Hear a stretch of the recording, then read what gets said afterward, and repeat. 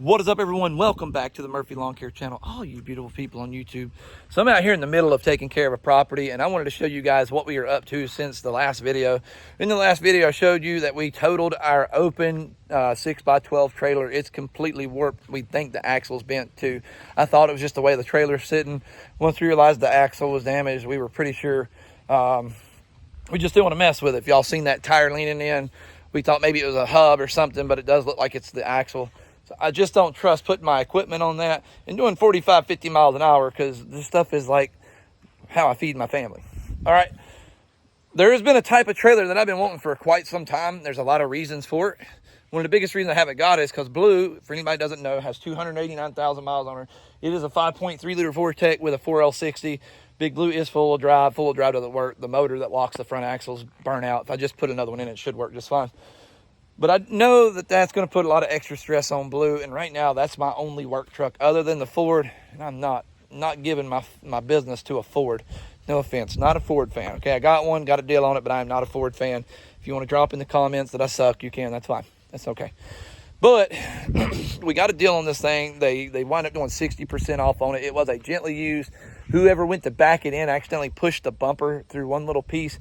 All I got to do is replace a piece of diamond plate. It's not real diamond plate, but it'll be good as new. And that is a 12x6 enclosed trailer. Now, let me give you a couple reasons that I wanted this. One, thieves. Thieves love taking stuff that aren't theirs. I know I have like the lockable racks, but this right here, you can't really see what we got going on. You kind of can. Now, none of these racks lock yet. I'm still waiting to get the racks that go for an enclosed trailer. Thought about retrofitting mine to go in here. I'll show you what they're hanging on right now. These are just normal garage racks. So far, nothing has failed. It's actually worked out really well. And then this guy right here, as you can see, the old BR800 is not comfortable. That's what it gets for hitting me in the nuts. Anyway, if you haven't seen that video, there's a short explaining that thing taking me out one day. But that was a big thing. Another thing, and a lot of people, I think, are going to give me grief over this. I don't like leaving my mowers out in the rain. But I don't like having to unload the trailer at the end of every day and then reload the trailer at the beginning of every day. So I leave my mowers out on the open trailer, or I did. And right before rain, I would cover them up with a tarp. That's just how I am, okay? There is all kinds of times a thunderstorm would come out of nowhere. You're comfortable, chilling. You got to run out there and cover them up with a tarp. And I didn't always make it in time. So, you know, sometimes they did get some weather on them. This, pulling the driveway, everything's closed up. We're protected from any elements, whatever. We're good to go. Besides, it wants to hail. It's going to beat the crap out of the top of this thing right here. That'll be okay. So that was another big reason that I wanted an enclosed trailer. Third reason that I wanted an enclosed trailer. We work in some HOA places or neighborhoods, and we would do 10 to 15 houses in one go. So we're there for a little bit. Sometimes you got to use the bathroom, okay? And that can really hold you up, having to get everybody, or you go, whatever, and then leave. You might have to leave equipment sitting somewhere so somebody can use it, and that's not safe. That's just asking for it to get stolen. So this right here, you go in, you close it up. You're in a hot box now. Like, it's not cool in there. You can go in there. I've peed in there. I'm going to be honest with you. I've peed in a bottle in there. And it was awful. Like, it was hot as all get out. Mostly was steam. Like, there really wasn't much pee. It was 90% steam. But I've seen on some of the Facebook groups where people, you know, had to bust a deuce in there. Hope that never happens, because I'm going to get one. There ain't a bucket in there right now, so that would make it even more awkward. But I mean, if you need to, you can use the bathroom in here and no one will know about it. But if you mix the heat with the smell, you've probably created a gas chamber in that thing, because it gets freaking hot. We're looking at putting a different style vent. It's got this kind of vent right here, and as you can see it right there, I'll tell you right now, that thing don't do jack diddly. It's aesthetics, and I don't see any other reason for it being there. It doesn't work worth a crap. It gets hot in there. And there's a vent at the front too. I think that's one where when you drive, it pulls air in. Yeah, so this one pulls air in. That one's supposed to let air out. Once again, this thing ain't worth a crap either. Okay, let me give you a couple drawbacks to this trailer. One is heat. It gets hot as shit in this trailer. Excuse my language, it gets hot. So once you get, especially if you've had both pieces of equipment running, you throw them in the trailer. When you get to the next stop, all this stuff is hot, because all that radiant heat in the trailer, it's there, man. And I mean, it is hot. But I will say, it's kind of an advantage to a point.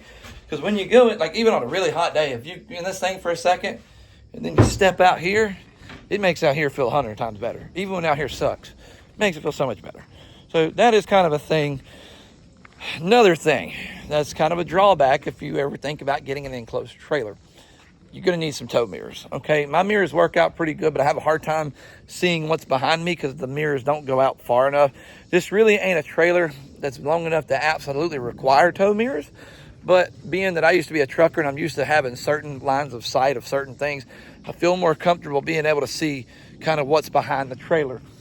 Not a huge deal because I can't control what they're doing back there, but I still like to know what's going on, especially if I'm going to try to move over.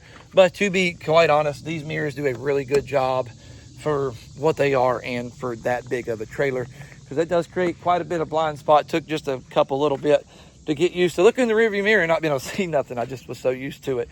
But it's all good. This has been honestly one of the best purchases that I've made. Now, I'm going to be honest with you. We don't own this trailer just yet. We did a rent to own on it. We're going to do it for 2 weeks just because I really want to make sure I'm happy with it before I purchase it. That's why I love the whole rent to own thing. I can kind of try it before I buy it. You know, this thing right here, they want a little over $2,000 for it. And I'll show you the piece of damage on it. But I don't, and I could probably sell it and get my money out of it, but then I got to go deal with all that. And I don't know anybody that loves selling things on Facebook Marketplace because it's an absolute aggravation. Now, I do need to put something over this so water doesn't get in, but this is the piece of damage. Originally, I think this was $3,200. They want $2,000 for it. I don't know if that's 60% off, whatever. Maybe they want a little more than that. Being they do rent to own, their stuff is a little higher, but I wanted to make sure I liked it, and that's why I did rent to own. I didn't want to get this thing and then find out in 2 weeks I absolutely hate it. Now I'm stuck with it and I got to deal with all kinds of goobers. Hi, is this still available on Facebook? I'm not trying to deal with all that. It's an absolute nightmare selling stuff on Facebook. We're still trying to get rid of the other trailer, and that's been an absolute nightmare. But honestly, I do really like it. Something that I don't know if I've already said, it comfortably fits everything, 36 and the 52, and then there's still enough room to put this mower in behind the 52. Now you got to pull the plate up right here. Plate's got to come up, but the push mower fits sideways in there perfectly, and that did not happen on the other 12 or 6x12. Now I haven't put this 52 in the Gravely in there, but being that I'm already able to do that, which I wasn't able to do with the other trailer, I feel like we're going to be just fine. I don't see why we wouldn't. Then again, you know, Murphy's Law, and I am a Murphy. Anything that can go wrong will go wrong, especially if your last name is Murphy. At least that's the way it seems. But honestly, I've been really happy with it. I'm going to get the racks that go up front so I can keep oil and stuff on me. These mowers are so easy to do an oil change on. We have like a little hand pump, so we don't even have to drain the oil like that. That way, if we're ever to a situation where like I need to change the oil in a hurry, I can go ahead and do it. Another drawback, though, I didn't think about this one until just now. On the other trailer, I could pull this mower up on the gate, like half on, half off, and change my blades on the fly. You cannot do that with this one because you have this line in the way. I guess in theory you could take that line off. I wouldn't recommend that because you got this big ass freaking spring right here. I guess if you did one side it wouldn't hurt. I wouldn't recommend doing it though. I just feel like that's something that's going to get you hurt. Overall, I'm really happy with the enclosed trailer. I will say it's not going to be for everybody, 110%. It was one of the things that even doing rent to own, when you drove up the lot, I was excited, but I was also kind of like, I'm really not sure about this. Hope I didn't do the wrong thing. Because even if I don't like it, I'm out like $150 because that's what I had to do as a down on it.